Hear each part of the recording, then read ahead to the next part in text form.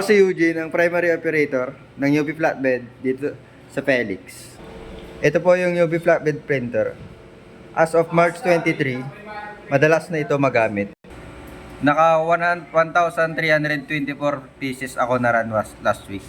Sa consumable naman po, nag-consume ako ng Zero Bottle Ink. Andito ang news supplies namin, maayos po. Dito naman po ang stock and news updated ng inventory reports as of kahapon po. Ito po ang printer head area. Ito naman po ang ABR. Ganito naman po ang tamang pag-head clean.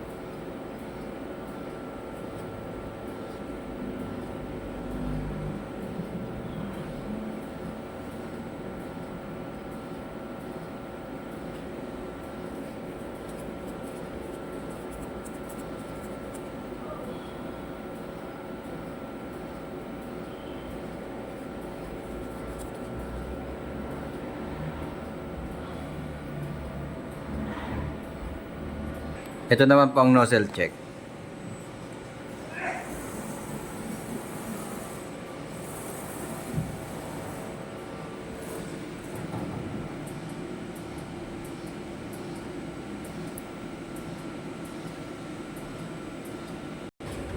Nandito naman po ang aming ink tank area.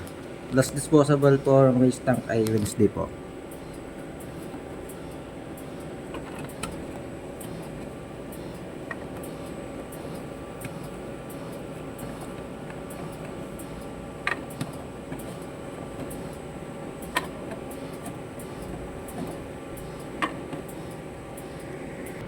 Nilinis ko yung printer every Wednesday po kaya malinis po ito.